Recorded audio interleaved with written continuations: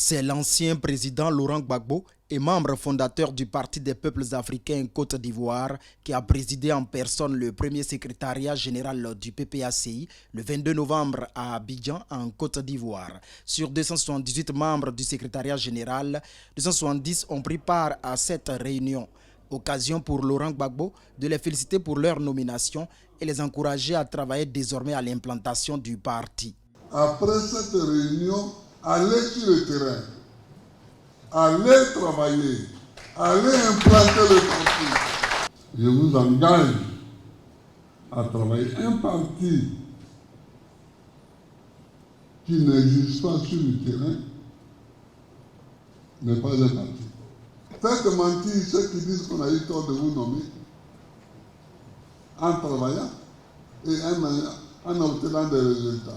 Autres axes de son intervention, la libération des détenus surtout militaires de la crise post-électorale de 2010-2011 et le rajeunissement et la féminisation des instances du PPACI.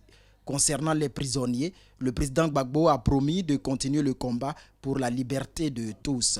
Au niveau de la promotion des jeunes et des femmes, il s'est félicité des avancées dans son parti. Selon lui, le PPACI compte près de 75% de jeunes dans la direction du parti, mais doit encore faire des efforts dans la politique du genre. Les jeunes, les femmes, il faut que le parti fasse attention et ne les néglige pas. On ne vous a pas mis là pour occuper des postes. On vous a mis là pour travailler.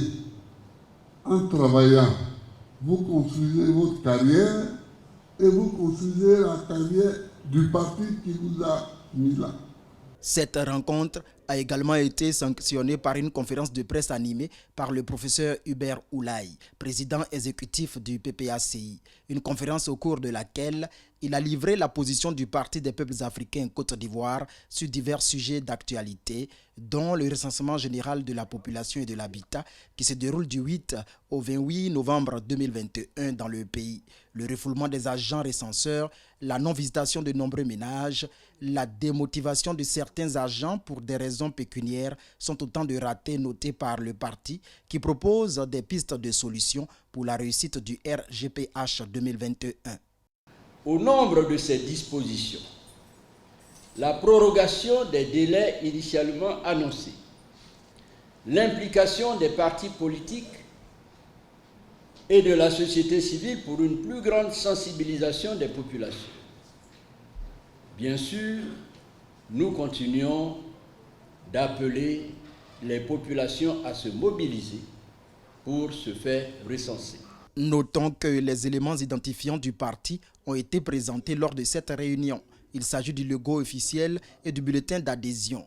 Les doigts entrelacés des deux mains dans la carte de l'Afrique en couleur bleu cyan 100% et le blanc sont les caractéristiques du logo. Le bulletin d'adhésion, quant à lui, est une fiche d'identification des membres.